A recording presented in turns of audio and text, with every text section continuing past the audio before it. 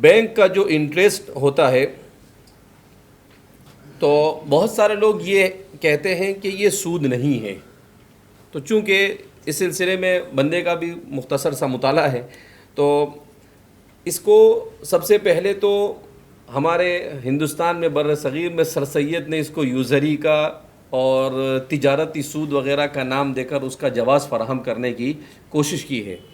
اب ہمارے یہاں پر ایک طبقہ ایسا ہے، وہ یہ کہتا ہے کہ ہم بینک کو پیسے دے رہے ہیں، بینک اس سے تجارت کر رہی ہے اور پھر اس کے بعد اس میں جو نفع مل رہا ہے وہ ہمیں دے رہی ہے، تو اس میں کوئی حرام کی کوئی چیز بظاہر پائی جاتی نہیں ہے، لہذا علماء اسے کیوں حرام قرار دیتے ہیں؟ تو اس سلسلے میں آپ کیا فرماتے ہیں؟ دیکھیے، کوئی بھی چیز زباناً نام کے بدلنے سے حقیقت نہیں بدلتی، الفاظاً نام کے بدلنے سے حقیقت نہیں بدلتی. جیسے بہت سارے لوگ، جیسے مولانا بتایا، بہت سارے لوگ کہتے ہیں کہ یہ بھی نفع ہے، جیسے نفع کما رہے ہم کو بھی نفع ہے. نفع الگ چیز ہے، سود الگ چیز ہے. اور نفع کا تعین اور سود کا تعین انڈر لائنگ کانٹریکٹ، جو اس کے پیچھے جو عقد ہوتا ہے، اس کو رکھ کر ہی ہم طے کریں گے.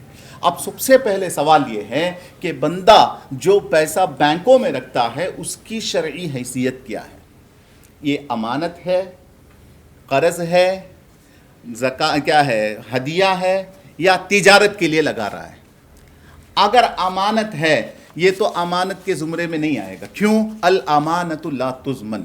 اگر خدا ناخواستہ آگ لگ گیا، جس نے ڈپازیٹر نے پیسہ رکھا ہے اس کو شرعاً کوئی حق نہیں ہے کہ جا کے اس سے اپنے پیسے کا مطالبہ کرے، لیکن یہاں پر ایسا نہیں ہوتا.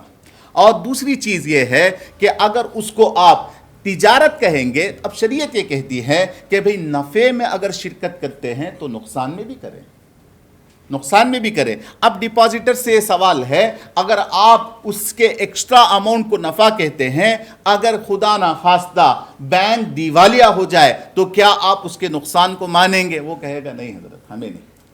بلکہ کیا کہتے ہیں کہ ہمارا جو پرنسپل اماؤنٹ ہے، جتنا ہم نے ڈپازیٹڈ اماؤنٹ ہے، وہ تو ہمارا محفوظ ہوگا، ہونا چاہیے. اور بینک والے بھی اس کی گارنٹی دیتے ہیں کہ آپ نے جتنا ڈپازٹ کیا ہے آپ جب چاہے اس کو نکلوا سکتے ہیں.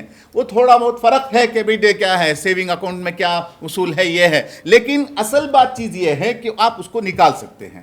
تو اس کے بارے میں علماء کا کہنا یہ ہے کہ یہ جو ڈپازیٹڈ اماؤنٹ ہے اس کی حیثیت قرض کی ہے، اس کی حیثیت قرض کی ہے. اور حدیث میں اللہ کے نبی سرکار دو عالم صلی اللہ علیہ وسلم نے ارشاد فرمایا، کل قرض جر نفعا فہو ربا. ہر قرض جو نفع کو کھینچے وہ سود ہے. لہذا اس بنیاد پر ہم کہتے ہیں، بلکہ علماء کا کہنا یہ ہے کہ بینک جو ڈپازیٹڈ اماؤنٹ کے اوپر سالانہ 6% یا 5% وغیرہ جو ایکسٹرا دیتا ہے وہ سود کے زمرے میں آئے گا، وہ نفع نہیں ہوگا. اس کا استعمال ایک مسلمان کے لیے اس زیادتی کے استعمال کا حق نہیں، جائز نہیں ہے. بلکہ اس کا یہ حکم ہے کہ اگر انسان چونکہ مجبوری کی بنیاد پر اکاؤنٹ کھلوایا ہے ٹرانزیکشنز کرنے کے لیے، تجارت کرنے کے لیے، لہذا جو سود آیا ہے اس کو بغیر ثواب کی نیت کے وبال کو دور کرنے کے لیے صدقہ کریں. جزاکم اللہ خیر فی الدارین. یہ چند وہ مسائل جو ہمارے معاشرے میں گرما گرم اس وقت چل رہے ہیں، ان کے سلسلے میں شرعی رہنمائی کے لیے ہم نے مفتی صاحب سے اس ملاقات کا انعقاد کیا.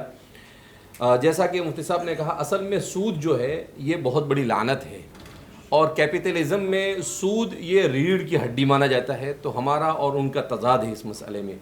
سود کے سلسلے میں امت مسلمہ کو اس بات کو سمجھنا چاہیے کہ اللہ رب العزت نے سود کھانے والوں کے ساتھ، سودی معاملات کرنے والوں کے ساتھ جنگ کا اعلان کیا ہے. اسی لیے علماء نے لکھا ہے کہ اعتقادی مسائل میں سب سے بڑا اگر کوئی گناہ کا کام ہے تو وہ شرک ہے، اور عملی مسائل میں اگر سب سے بڑا کوئی گناہ ہے تو وہ سود ہے. لہذا سود سے ہمیں بچنے کی مکمل کوشش کرنی چاہیے ہر شخص کو. حدیث پاک میں نبی کریم صلی اللہ علیہ وسلم نے جس دور سے ہم گزر رہے ہیں اس کی پیشین گوئی دی. ایک حدیث میں اللہ کے رسول صلی اللہ علیہ وسلم نے ارشاد فرمایا کہ ایک زمانہ ایسا آئے گا کہ سود عام ہو جائے گا، یہاں تک کہ اگر کوئی بچنا بھی چاہے گا تو اس کا دھواں بھی اس کو لگ جائے گا. تو ہم دیکھ رہے ہیں ان چیزوں کو. لہذا سود کے سلسلے میں ہمارے علماء کو خوب تفصیل سے پڑھنا چاہیے. حضرت مولانا عبید اللہ صاحب اسدی کی کتاب ہے سود کے سلسلے میں ربا کے نام سے، اور اس کے علاوہ سود کے مسائل کے نام سے مولانا خیر آبادی کی کتاب ہے، اور مسئلہ سود کے عنوان سے حضرت مفتی شفیع صاحب کی کتاب ہے، اور مولانا تقی صاحب کی جو کتابیں ہیں ان کتابوں کا ہمیں مطالعہ کرنا چاہیے۔ مولانا نے اس میں سمجھایا ہے کہ سود کیا چیز ہے، کہ ہمیں اس بات کو سمجھنا چاہیے کہ شریعت کا ایک بنیادی اصول کہ آپ کو اس وقت تک نفع لینا آپ کے لیے جائز نہیں ہوگا جب تک کہ آپ رسک اور ضمان نہ اٹھائیں۔ جب آپ کسی چیز کا رسک اٹھائیں گے تو آپ کے لیے ربح جائز ہوگا، بینیفٹ اور نفع جائز ہوگا، اور جہاں آپ نے رسک نہیں اٹھایا وہاں پر آپ کے لیے نفع جائز ہوگا نہیں۔